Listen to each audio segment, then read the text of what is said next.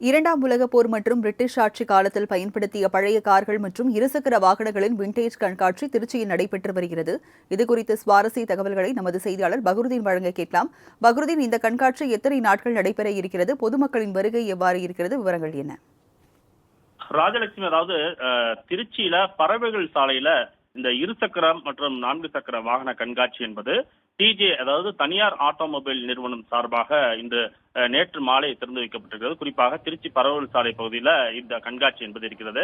இந்த கண்காட்சியில அதிகமா நாடு சுதந்திரம் அடைந்த நாட்களில் வந்த கார் முதல் பழைய கார்கள் மற்றும் 1942 பிரிட்டிஷ் ஆட்சி காலத்தில் பயன்படுத்தப்பட்ட 6 கார்கள், அதே போன்று 66 இருசக்கர வாகனங்கள், அதாவது புல்லட், யமஹா, ராக்வுட், RX 100 உள்ளிட்ட பழைய வகையான இருசக்கர வாகனங்கள் அதிக அளவுல இங்க நிறுத்தி கண்காட்சியாக இது வைக்கப்பட்டிருக்கிறது.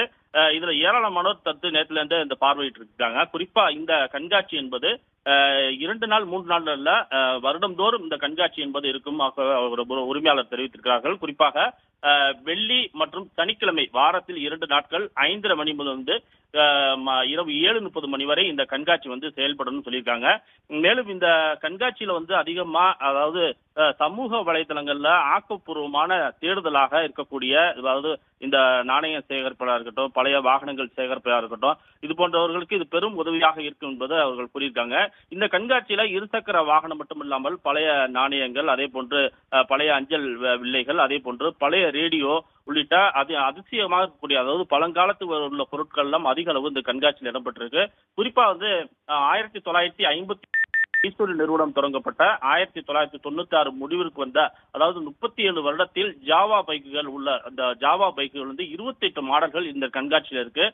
இங்கு வரக்கூடிய இளைஞர்கள் அதிக அளவு இந்த கண்காட்சியை பார்த்து சொல்றாங்க. இது அதிக அளவுல இளைஞர்களுக்கு அதாவது அப்போ உள்ள பழைய காலத்தில் உள்ள வாகன பிரியர்கள் இந்த வாகனத்தை எவ்வாறு பராமரித்து வைத்திருக்கிறார்கள், அதோட பயன்பாடு என்ன என்பது குறித்து ஒரு அறியறதற்கு ஒரு சிறப்பு வாய்ந்ததாக இருக்கிறது. விவரங்களுக்கு நன்றி பகருதீன்.